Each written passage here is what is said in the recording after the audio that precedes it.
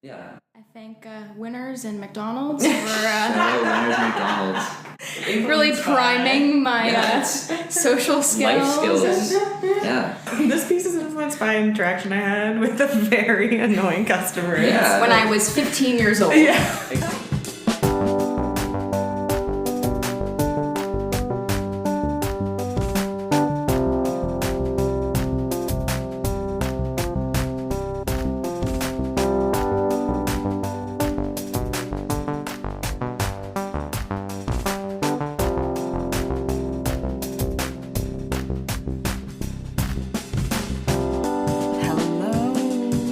And welcome to Artversations, a meditative conversation about the artistic process. My name is Brie, like the cheese. I'm your host. Thank you so much for clicking on this show. It means a great deal to me to have your ears for the next little while. If you're a new listener, welcome. Be sure to check out more about the podcast on Instagram at ARTVERSATIONSPOD. So you can stay up to date on the latest episodes and find a full list of past guests. Glad to have you. You know, there's certain moments where I start to pause and reflect on my journey as a growing artist. Truly, in my experience, it seems to come down to the fact that artists are all connected to each other in one way or another. And therefore, I think we require the connections between each of us for sustainability within our practices. It seems like at the end of the day, who you meet is who will affect the community around you. And my next guests are prime examples of this. They are thinking outside of just their own practices and outreaching to other artists in hopes to uplift them. My guests saw gaps within the industry of emerging professionals, and they're going to make a shift with Solar Fusion. Solar Fusion is a choreographic dance showcase premiering this Saturday, August 17th at the Isabel Bader Theatre in Toronto. This showcase is curated by today's guest artists with the premise of providing a formal platform for choreographers to share their work. We talk about the impetus of creating Solar Fusion, working outside of competitive studio spaces, and the process behind their own pieces in the showcase. Tickets can be purchased at the link in the description, with the option to purchase a live stream ticket as well, which I think is pretty cool. So let's get inspired by their efforts to bring people together. Here's an hour with Taylor Collis and Tyler Hutchings. We saw Justice, electro duo in Spain. That was like 2 months ago, but we were talking about it yesterday just because of the lighting for it is like actually insane. Do you know Justice? I don't. No? They're kind of like I feel like you would know. I thought I didn't know until I went, and then I was like, no, I know this song. Yeah. Sick. They're like second generation like Daft Punk. So very just like house electronic vibes. I felt especially in Spain during that performance, you couldn't not dance, and I hadn't seen like a crowd be actually like so moving. Like, I mean, electronic music has just been getting bigger and bigger, and I just think it's awesome to see. And also a lot of what people say, like, oh, DJing's easy, like you can click a button, which is like, sure. I know they're doing their stuff live, but most of the time it's like totally pre-recorded sets. You could tell like the lighting was live and there was someone like queuing it up, and like I respect that. Maybe not a lot of people know that and stuff. And also I had this discussion with you that a lot of the times art is curation, and I feel like just curating and being able to sequence like a good set and having it build like a story to have that climax and then an ending. It's almost as if their performance was like this full theatrical thing, even though it was at a festival. Yeah, I love Overall production, just a good experience. Yeah, you didn't really have to like know their music and to enjoy their set. No, Sick. I know their songs pretty well, but they were adding like their own touches to it live. That's pretty cool. Which I recently found out there was a lot of mirrors used in their set, which Made their lights amplified Yeah. the lights times 1,000. Also too, I've just had like such an interest in lighting design. It's very similar to choreography in the sense like choreography is for bodies, for humans, whereas like it's the same thing for lights. You're still like designing movement, but it's something that's non-human. I would be interested if I knew how to like properly design and like use the programs to how that would look. No, that sounds awesome. It's got the gears turning, but yeah. For me, concerts were always memorable when the light show was such a big part of it. the full package. Yeah, that's awesome. Justice. Yeah. Yeah. Okay. Search them up. I will. I promise you'll know a few songs. Sick, okay, Especially sick. like their main song, DANCE. dance. Oh. You Yeah, copyright. Oops. But love that. Yes. Oh wow, I'm glad they're still active. Yeah, they started like probably almost 20 years ago, but they kind of took a little bit of a hiatus, and then they came back with this new album that's like still like feels modern, but still has that Daft Punk house vibe. But yeah, it's just a good blend of now and then. I see what you mean about like new gen Daft Punk. Yeah. That makes sense. Sick. So last night I was just scrolling on Instagram, and I saw a piece that Brandon Crositaire posted. It was a competitive piece, but I could tell by how long it was that it was going to be beyond just a competitive piece. It was performed at the Dance Awards.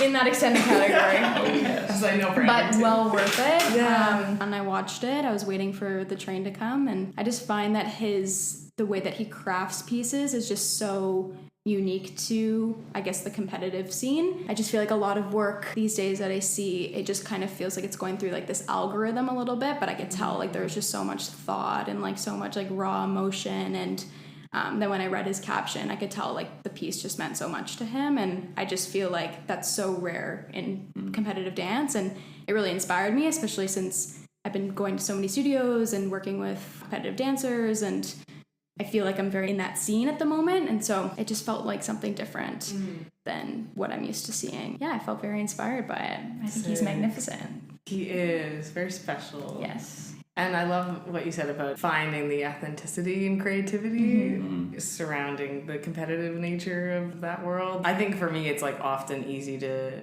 default to like, we just got to get the piece done. And No, 100%. And we have to put people on stage, and it's like, that's the fast-paced environment of 100%. the competitive world that, you know, I grew up in, like we grew up in, right? Yep. And then there are those moments where certain choreographers or teachers pull out that beauty and that authentic art, and you're like, 100%. this is why I do Refreshing. this, you know? I think it's so nice too, because I know that he works with those dancers weekly, and I think he's probably built like a really good relationship with them where he's able to create something like that, which we don't really all get to experience. I've never worked weekly somewhere, so I've never been able to experience that, but I feel very inspired by it. I keep thinking about it. I think it was amazing. Oh, that's so great. Shout out to Brandon. Shout out Brandon. How about you? Oh, thank you for turning it back on me. Of course. I never get to ask this question.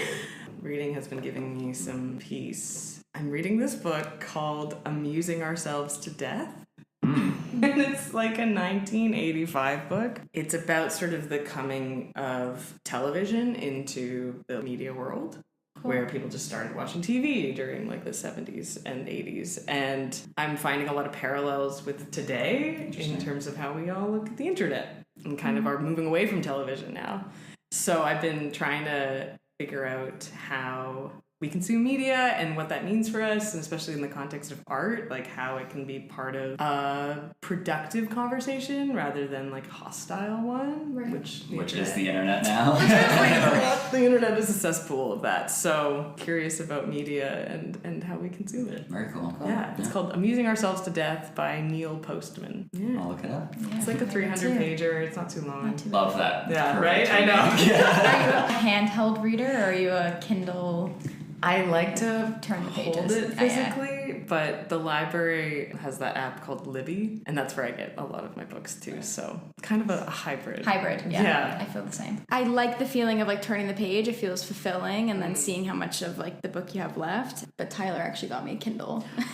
Oops. So no, but I love it at night. Yes. I love like using Yeah. my Kindle at night because you can like have the lights off and get all cozy, but I do miss the turning of the page. Fair. I'm an audiobook guy. Yeah, okay, I just want to ask. I- Sick. I For- can't get into that. I think what it is, I've thought about it deep and hard about it, because like I think I enjoy like consuming information, whether it's a YouTube video or reading. I find when I do read that my mind just trails off, and then I'm 4 pages and I don't know what I just read, and it's harder for me to go back to where I started. Whereas with an audiobook, I can still have that same idea, but then just tap the button 4 times and like go back a minute. It's easier for me to reconsume things and think about when I'm listening to. But what I don't More of an understand audio is person too. you multitask. You'll listen to your audiobook and then also be like doing something else. But I like doing it when I'm like driving or running. It's like finding a flow state. When I am active, it kind of like puts it in a state of being able to want to consume something. Yeah, sick. What kind of books do you listen to? A lot of like biography type stuff. I don't know. Very like podcast-esque. Yeah, I've been listening to this book, Outlive.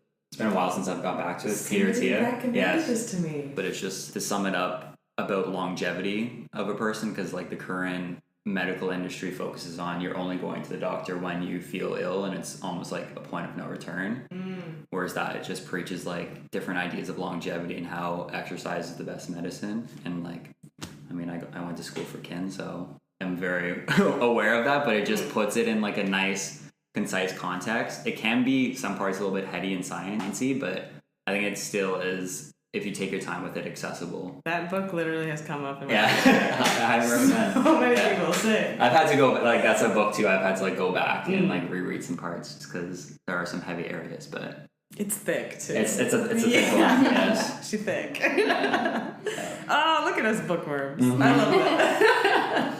Speaking of making and consuming things, you are making a show.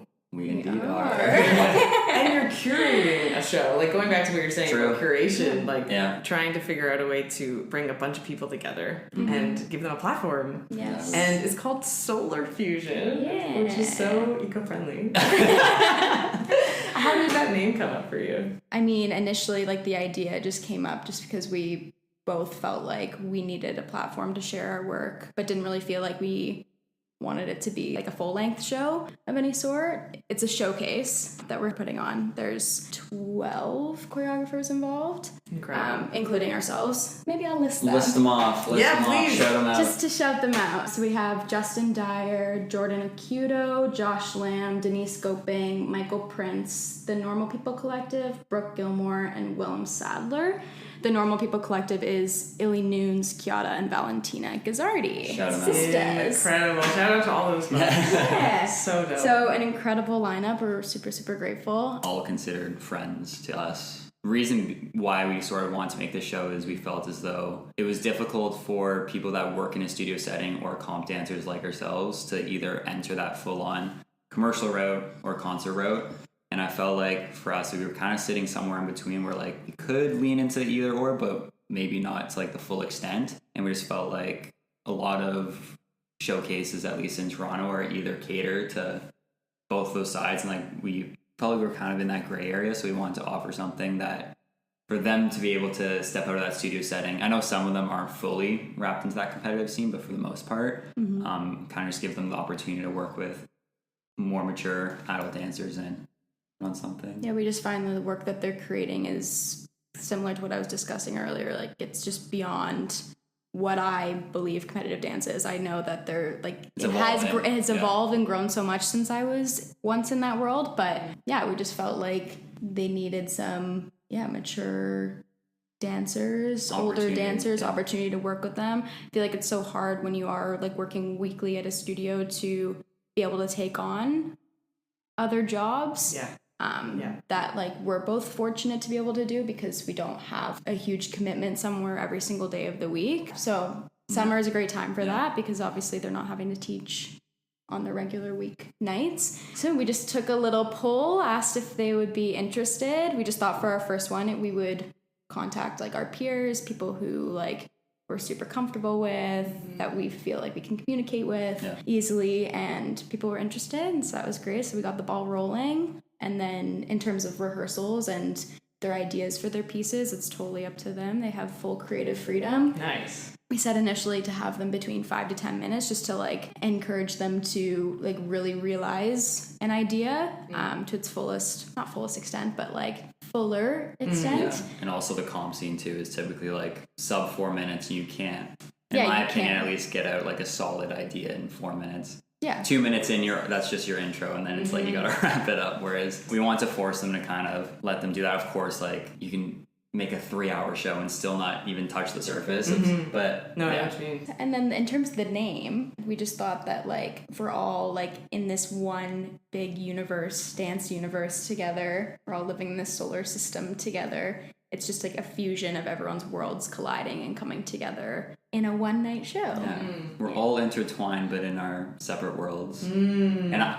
My show last year was titled Whole New World, so it was kind of our way of thinking. Like, I was able to show my world, and I want to be able to share that with others.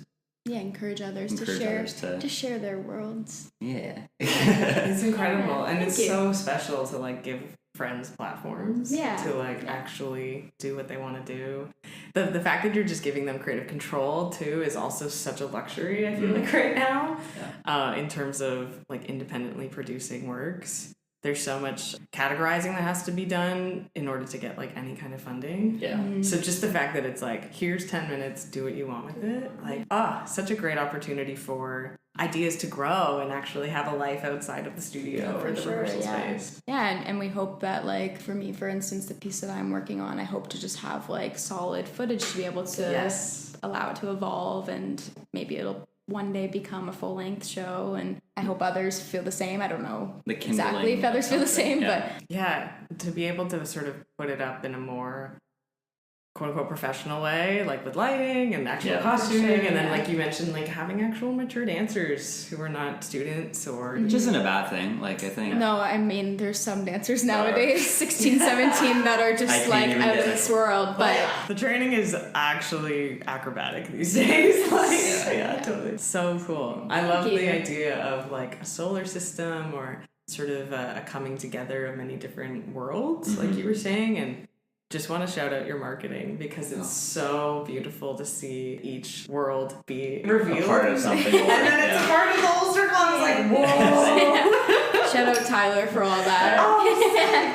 Yeah. Did you animate all that? Yeah. Like with these projects, even when I put on my show last year, I always try and find something that I can make new or learn something. I don't know, I feel like keeps things exciting for me. And last year I did a little bit of it, not to the extent of what I did this time around, but by having these projects, it kind of forces me to explore something new. And also, it's hard for me to just like sit down and be like, I'm going to animate. And it's like, what am I going to do? Whereas like here I have like an actual vision and product. I'm like, oh, there's something that I can use this towards. But hours it took me, but we did it. Graphic designer in the making. Yeah. It's like a little wizard.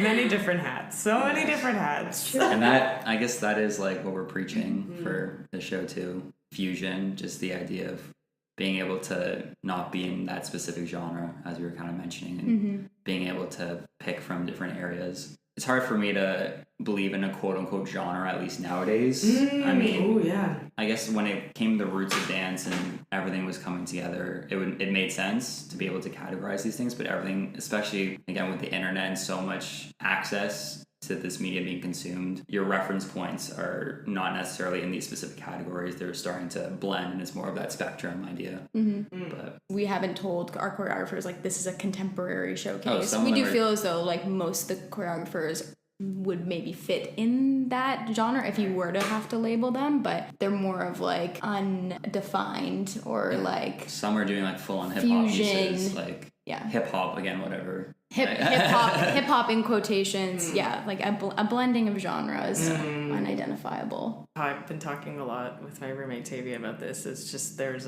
such a broad definition of what contemporary is. No, 100%. Contemporary just means like new. So technically, like we're all making new stuff. Right. And then there's those stereotypical words like everyone's wearing black and it's sad and there's floor work everywhere, and it's like, okay, but also there's so much in those stereotypes that have been fused together with new genres and subgenres, and then like it's a fusion. It's a fusion. I find it so interesting when I'm reading like certain like faculty lineups for things and seeing what people title their classes as. Like there's just so many variations, and like I totally appreciate like everyone just like coming up with their own like their own title. 100%. This is what I teach. Take it or leave it. Because I think we're in like a transition period, I believe, as a dance community, because there's the like the post-pandemic sort of wave that's being hit now, and I think I don't know how to title most of what I see. It's just, it is a genre. It's the genre of their own. Yes. It should just be your name. I mean, I guess for like context of like a convention class per se, so the parents don't know what what is that, but like I think with the, again, accessibility of just searching someone up on Instagram, you'll get an idea of what their taste is in that style, and if that pulls you in one direction or another. I hope people who come to our show just look at like the work of our choreographers, and they're just like, That's what it Tyler, is. that's Yeah. Denise. And not like, oh, that's Denise doing X, Y, and Z. It's a just great Denise space. doing Denise. Yeah. Yeah. And it adds variety to the show. I mean, sure. if everyone was doing the same thing, I wouldn't come. You know? It's like, I want Valid. to see like a showcase of Yes. like so many different kinds of choreographers, and each of these people have something so unique to bring. I think it's so cool just Thank that you. there's 10 plus you. Like, what a great, like, massive group of people to come together, you know? Yeah. Perfect number for a circle. Yes. That was definitely kept in mind. I feel like it wasn't as intentional as... No. Oh, sick. You just stumbled upon this Yes. beautiful symmetry. Happy miracle or... Animator in the making. If I was a person off the street, why should I come to the show? What makes it unique to other showcases? I think like the purpose of a showcase in general is to kind of get a good taste or have your finger on the pulse of what is happening in said scene, whether it is again like a music festival or something. It kind of just gives you a good variety of maybe you having the ability to reflect on your own tastes and let's say how they have evolved and how can they evolve. Even going back to the idea of like a concert, people always normally just show up right on time for the main stage. But I do like seeing the opener because again, going back to the big word curate, that artist is curating that opener and why are they having them. And a lot of the times too, for example, like at a concert, a rap artist might bring some sort of indie artist and people will be like, what? This doesn't make any sense. But there is a reason. Maybe it's in the songwriting, maybe it's in their song structure. The idea of a showcase should be able to explore those different boundaries and kind of push what you believe as to what you think you like and dig deep. And I think, as we mentioned,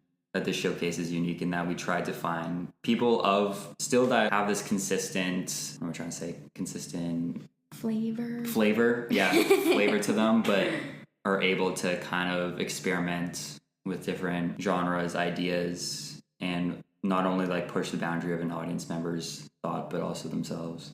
And pushing the boundaries, like, because we feel as though, just back to what I said before, like, they usually are working on much younger dancers. And so just giving them the opportunity, even for somebody who, like, a younger dancer might come and watch the showcase and see, oh, like, that's Tyler who came into my studio 2 months ago. And they like, only know me as a reference of doing that one competitive phrase to some absolutely and house song or something. They have no idea, like, who else, I don't know. they're capable. I guess I just did. But I guess I just make house combos, but not even. But And so you're capable of so much more Absolutely. than house combos, question mark. yes, a Daft Punk song. But To that degree, it's like my practice is just me doing musical theater songs to contemporary moves. yeah. And people do, like, if you only witness their work once, like, you are kind of, it's a natural human thing to pigeonhole people into this one thing. I hate to keep talking about like competitive dance, but I do feel You like love This is the Dance. place. I do feel like the majority of people that are in our show, maybe minus Will. Shout out Will. Shout out Will. Honest. Yeah. Are in that scene and that's I'm also in that scene and it's not a bad place to be, but yeah, they're just capable of so much more, and I just want people to see that. I want like studio owners and dancers and anyone just off the street to come and like see that they're just capable of so much more, because we believe that they are capable of more. Yeah. Oh my gosh, you said so much there. There's like a bit of a bubble that gets created in my experience with competitive dance where it's all encompassing, and for a reason, obviously, because there's so much going on during a competitive season. But there is, for me, I like hit a ceiling where I was like, oh, my creativity, there's a parameter around my creativity at the moment. Yeah. 100%. And it has to do with also just like, it's my job, so I have to service what they're wanting from me, and we have technique and choreography to work on, not just choreography. But then it's, okay, where do I make the time to actually invest in my practice as an individual creator outside of that studio? You said earlier, Taylor, like this summer season where people are off or they're doing intensives or whatever, that's like a prime time to actually like research and try to expand practices. Yeah. Yeah.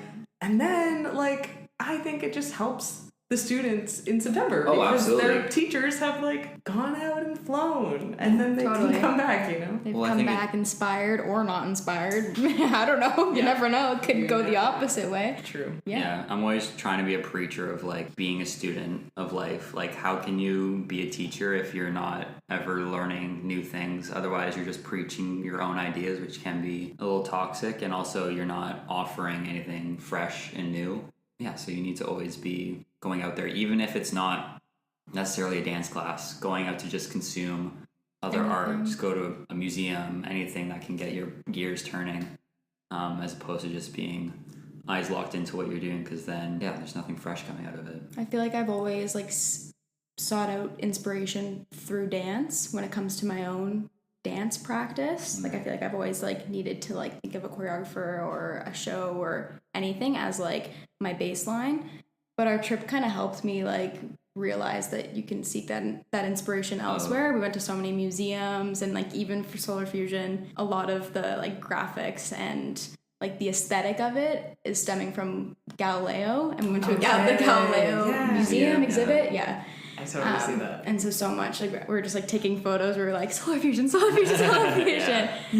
Which was so great. So then now like creating all of that and coming up with ideas in terms of like our program, like I keep like referencing back to that moment in time. I know that's separate because that's like promotion and marketing and stuff and not dance, but and I think it's more interesting too if you're only consuming dance, then it's kind of like the cyclical motion. You're kind of, if everyone that's a dancer was just consuming dance, then we'd be making the same thing over and over again. But as opposed to, you need to have that outreach, and I think that's why it's so important to be multifaceted. What's the saying?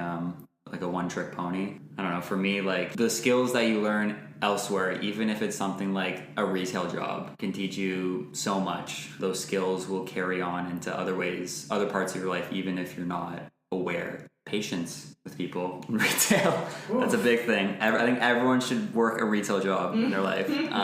Teach you a lot of things. But yeah. I thank Winners and McDonald's for Winners McDonald's. really priming my social skills. Life skills. Yeah. This piece is influenced by an interaction I had with a very annoying customer. Yeah. When I was 15 years old. New experiences create new ideas. 100%. Even if it's something like so small and minute like that. Yeah. I completely agree. I think curiosity only adds to the process. It doesn't really take away. Oh, and it's a push and pull. Like whatever I learn from a dance, how like my method can be applied to, let's say, if I am creating some sort of graphic design or editing up some music, I learn something from that I can apply to said thing, and vice versa. Completely, like an exchange. I was gonna say, and I'm sure this podcast has taught you so much about your efficiency, your process, your methods. Yeah, it's taught me a lot too about how I'm not alone in my process, and like everyone sort of, I'm generalizing a bit, but everyone sort of goes through like insecurities in the process. Right. Like I was like, when I was still a youngin'. Hey, you still are. We all are. I still think I'm a teenager. Thanks, friend. Thanks. I remember feeling like, oh, I must be the only artist who is like going through a lot of insecurities right now, or like I must be the only one who can't actually finish something. And then I started talking to people, and I was like, oh wait, like we're all trying to figure this out. In different ways, whatever our avenue is, but it all comes back to the same, the same insecurities. Yes. Same challenges, yeah. And something that helped me is like having a community around and like investing in my community.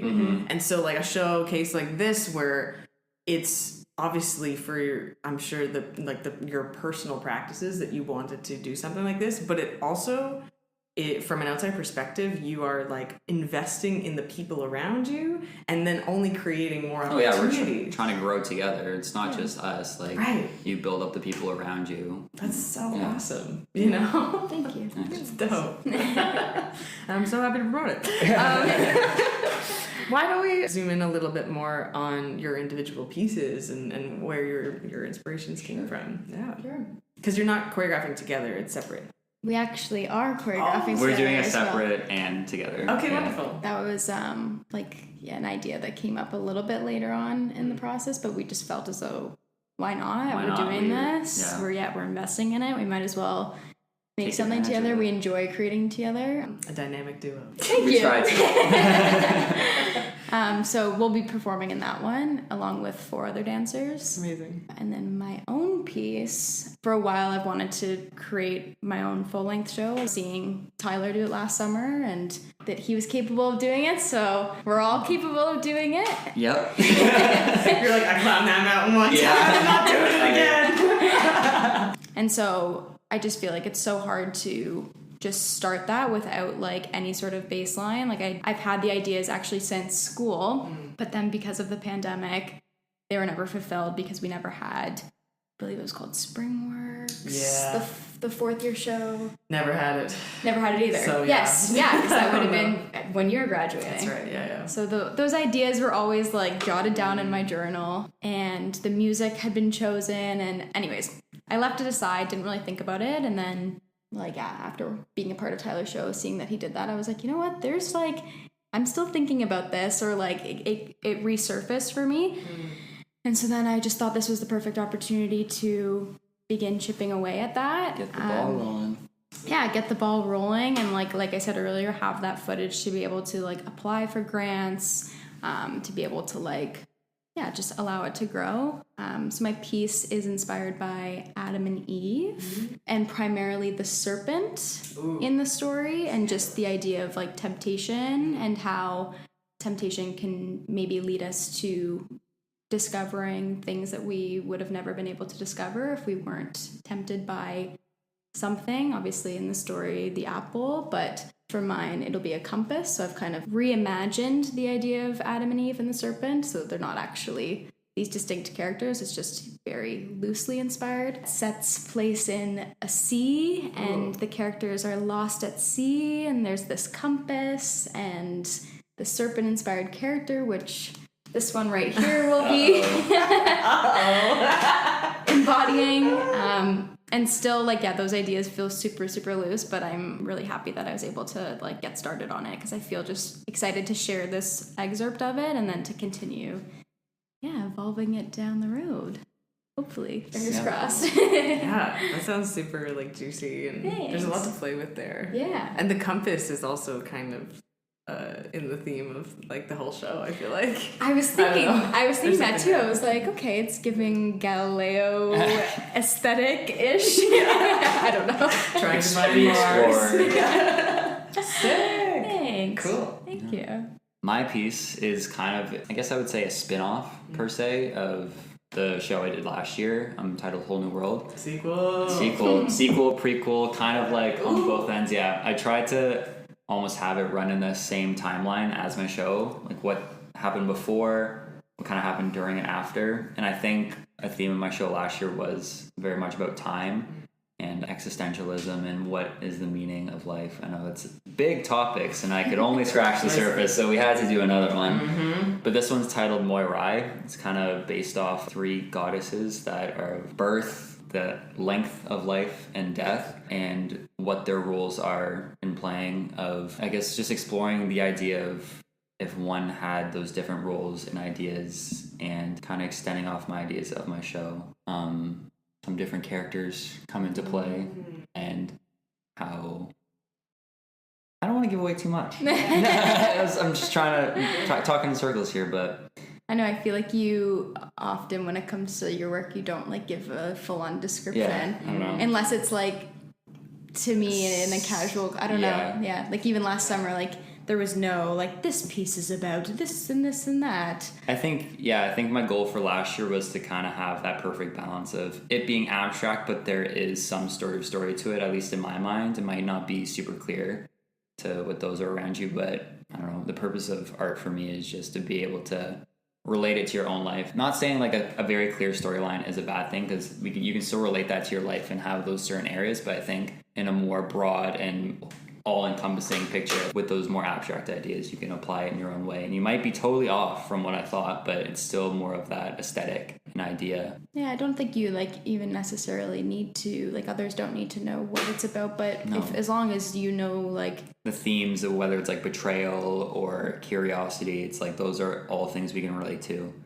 I think it helps in terms of like crafting something. At least for me, I'm finding like the more that I unpack this initial idea, the more I'm realizing what it is. And as long as like the dancers know where it's coming from, the rest, I don't care how it's perceived. And the rest is up to the audience. Yeah, that's why I want to challenge myself with this time around, it being more clear to even myself in terms of the storytelling. Again, as an audience member, you might not be clued in, or I've even saw my show last year, but you can still somehow relate to those ideas.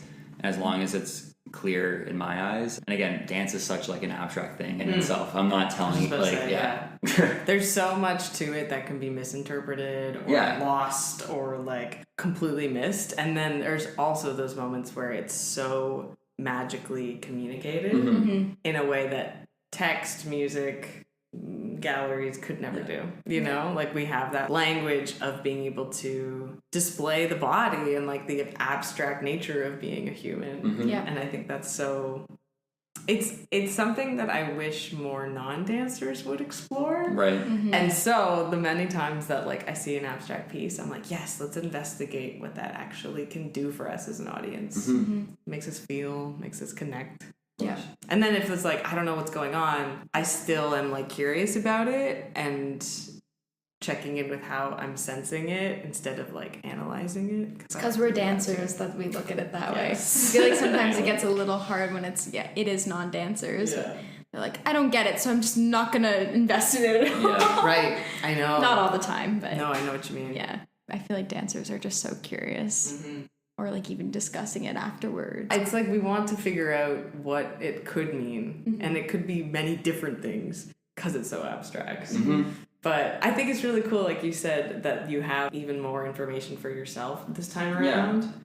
That's only going to keep expanding and making it clearer. And I think my style in itself can be very like intense or choreo heavy in moves, and I really want to figure out how I can still have that same energy that is very athletic and physical, but also in a more subtle way. And again, that can assist with those storytelling moments. Just again, an opportunity for me to just kind of explore, try something new, but in still my realm.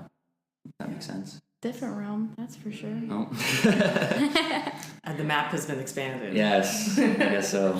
Well, I'm glad that you didn't say too much, because people should go and check it out to actually be able to connect with these pieces in real time. And the other choreographers, I mean, it's such a great lineup. Maybe we can talk a little bit more about the live stream option if folks can attend in person. Absolutely. Shout out Daniel from Stream Stage. He live streamed my show last year. He does an awesome job. I think obviously you're not going to get the same experience as you would in theater, but I think come see her. AKA go see live. Go see it live if you can, if it's an option for you. But of course, we live in a day and age where it is a possibility for you to just turn on your laptop and tune in wherever in the world.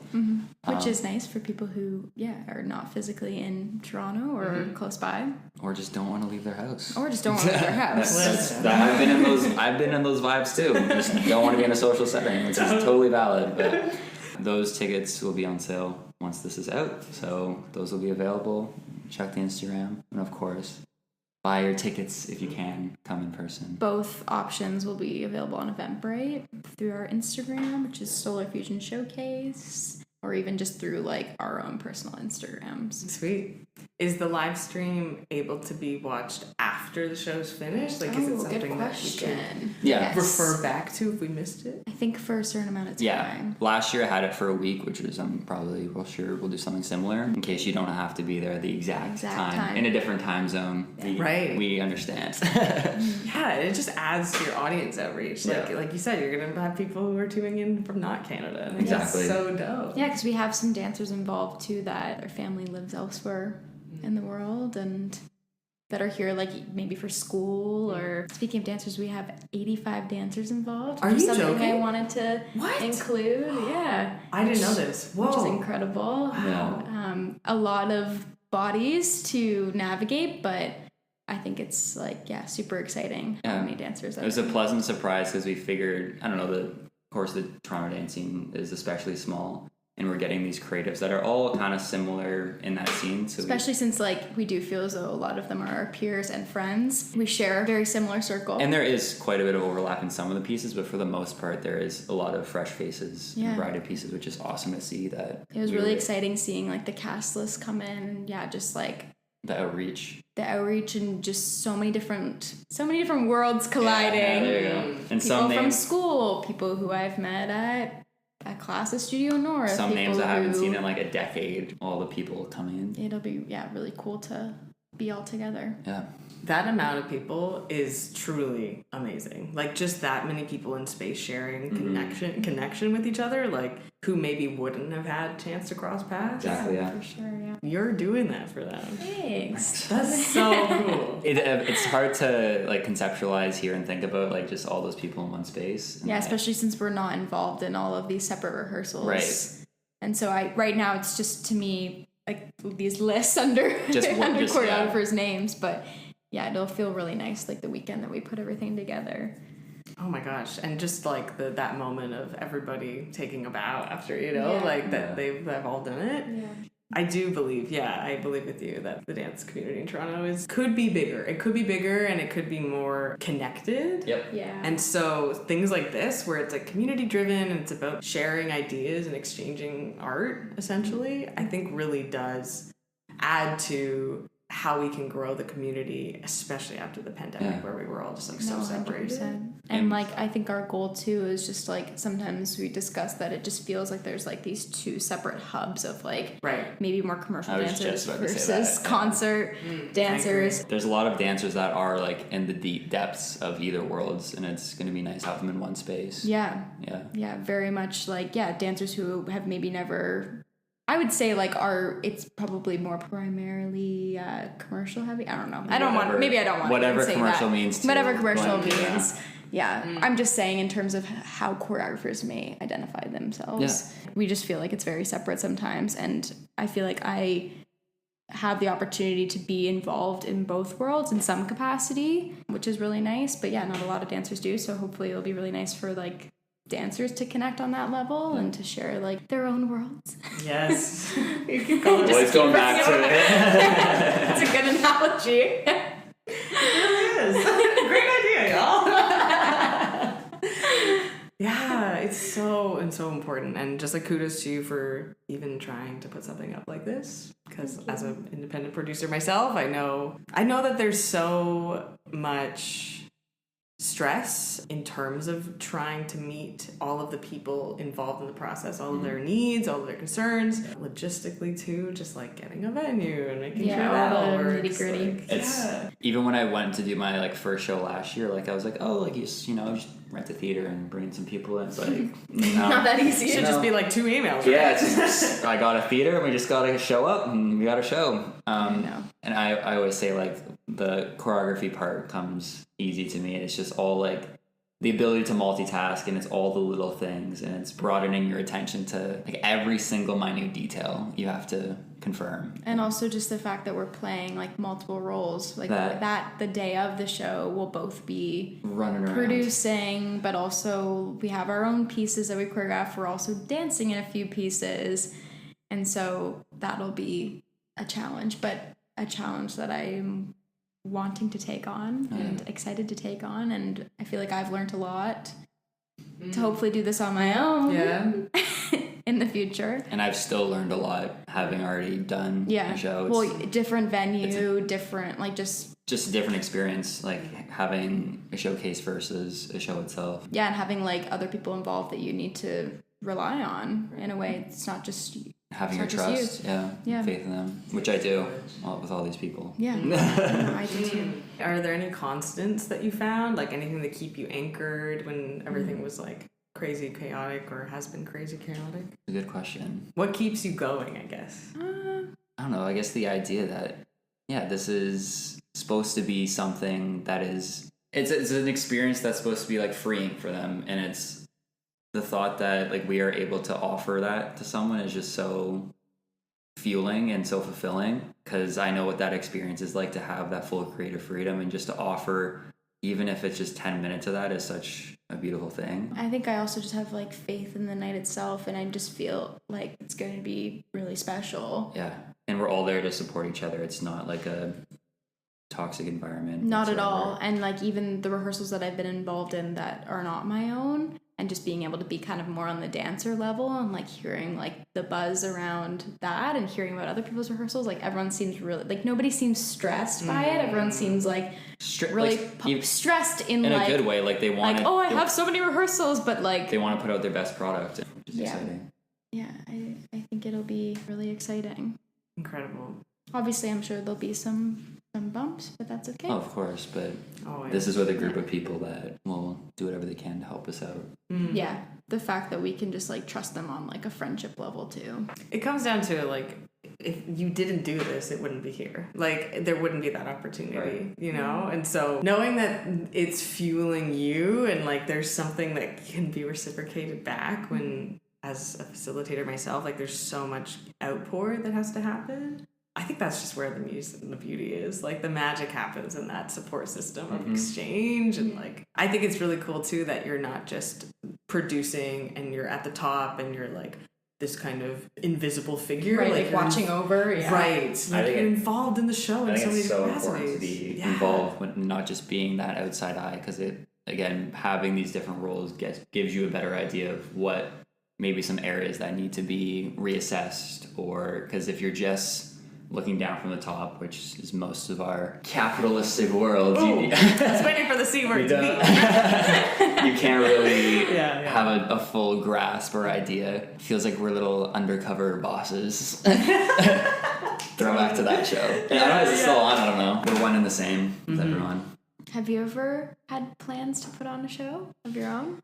On my that own. was like a big question that I just dropped, but I welcome it. It's a great question to pose myself because I usually am supporting other people's visions. For the past 2 or 3 years, it's always been like, I'll be your associate producer, or I'll step in and help with whatever you need. Right. Or been a dancer. Or been a dancer. I feel like you've done literally everything. You've worn many hats. Incorrect. Never skydived. Okay, neither have I. I want to, but... That's very kind. No, I mean, like you both, like you get something back from it. There's always something to learn, you know, like, so I think I've always been so jazzed and I'll jump on the opportunity to help a show actually get up on its feet because there's something to learn and there's something about applying actual producing skills in the moment. I think a lot of my education around producing or lack of education around producing was just like, you just have to do it to know what it feels like and kind of push through. And knowing that, I think I'm hesitating to produce a show of my own because I'm still unsure of what I really want to make. That's valid. Fair enough. So still in that kind of hesitation process, I think, of undoing a lot of insecurities and then like the creative blockages of how do I start? Yeah, I know. Like you said, you just got to do it. Yeah. Right. But like that's exactly what I feel like I'm experiencing too. I'm just like, well, where's my framework? Like, how do I just call up 10 dancers and start a show? Even just scheduling rehearsal and stuff is like all of the extra. Yeah, no, I get it. There's a lot of. I'll never forget when I first announced that I'm like doing a show. I posted it. I was like, well, this is it. I can't back out now. And I was like, even though I've been thinking about these ideas for years, like these concepts and stuff, it's like, I've committed to this now. There's no turning back. I remember putting down paying for the theater. I was like, something has to happen that day. Like, right. I remember you receiving like everyone's schedules and then you're just like, I can't even, like, what do I even make of this? And I remember like helping him out and I was just staring at my laptop. Okay, this person can't do Fridays, this person can't do Tuesdays, but you have a window of this time to this time where you have 3. Yeah, absolutely impossible, but it's like a puzzle. Yeah. It is. Yeah. It is. Scheduling is literally 75% of it. And then rescheduling because someone got COVID, or rescheduling because somebody has a booked gig that they're going to go do. Because life happens. Yeah. I was going to ask you, like, what do you think the most important skill is to being a producer? Oh, gosh. Just one word came to mind, but yeah. I'm just curious what you would say. That's a great question. In my experience, which is very limited, I think listening has been like a really important teacher because it's important to know about how everyone's feeling, and usually conversations about actual feelings happen off to the side, not during rehearsal, right? Maybe like in the bathroom or something. And so I've tried to really implement like an open ear kind of feeling of just take in all the information, let it run through you, and then serve whatever is needed in the moment. Very valid. Yeah. What about for you? I was gonna say, because we were just discussing all this, like just being adaptable and being able to work on the fly. If something doesn't work, you're like, okay, cool, let's keep pushing forward. And I guess that's with all creative endeavors. Like you have this magical idea in your head, and it never will be that, but it's the idea of doing what you can with what you have. 100%. And just communicating everything that you can. At least that's how I'm feeling in terms of like my role in this. Like I feel like I just want to give out as much information as I can so that there hopefully isn't any confusion on dancers' ends, choreographers' ends, attendees. And also just being super crystal clear that if there is any issue, this is why we're doing this. Yeah. We're more than happy to help you. More than happy to help. It's not just like our show, it's everybody's show. Yeah. Yeah, making it feel really inclusive. Yeah.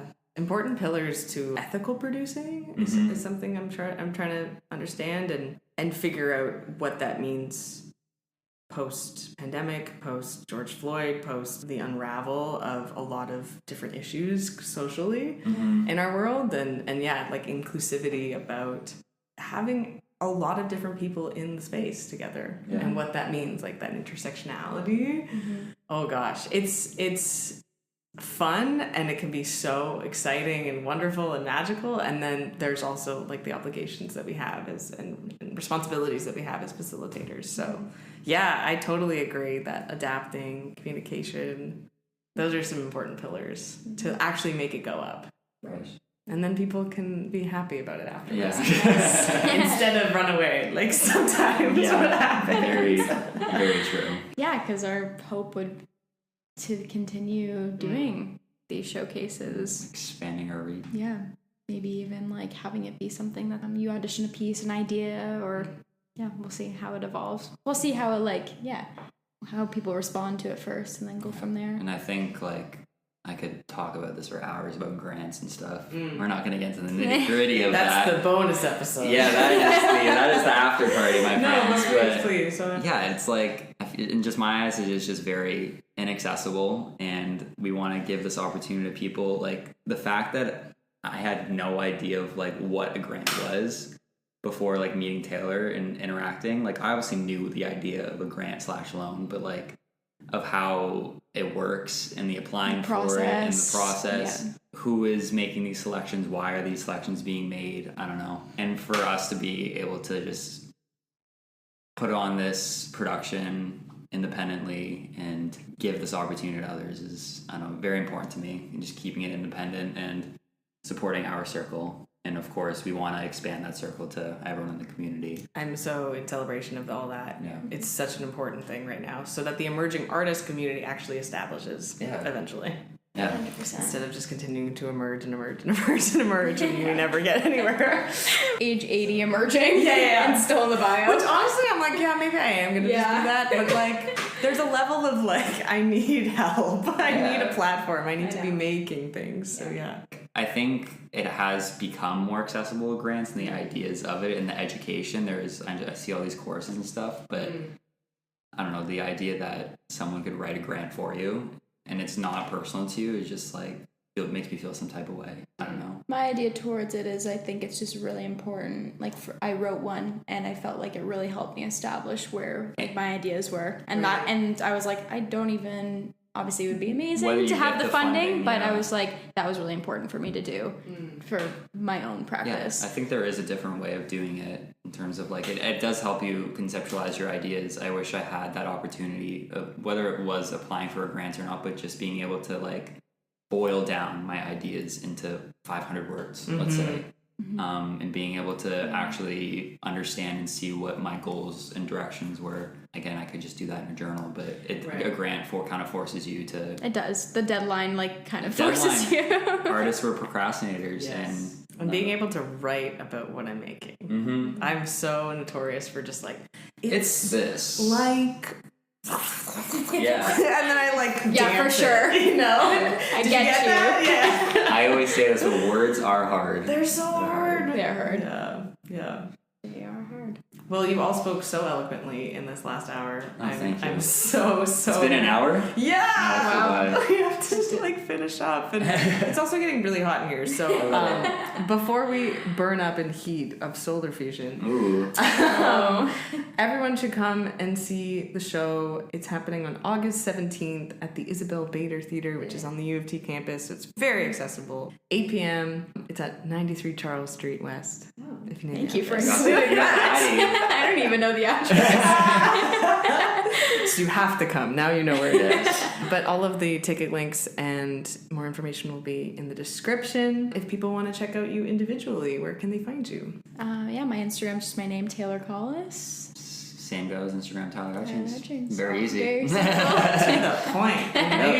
Amazing. Yeah, or if they have any questions too, they About could the show. email solarfusionshow Show at Gmail. at gmail.com. Not showcase, solarfusionshow@gmail.com. We made the email first before the Instagram. Yeah, premeditated that email. solarfusionshow at Gmail, and then solarfusion Showcase. It's on the Instagram. Instagram, yes. Which they can also DM there if they have any questions regarding tickets and live stream or even anything. Amazing. You Yeah. just want to hang out. There we go. We can Yeah. Connect. Oh my gosh. Incredible. Well, all that will be in the description. Thank you so much for doing Thank you. this. Thank you. Awesome. This has been amazing. So Thank you so fun. much. Yay.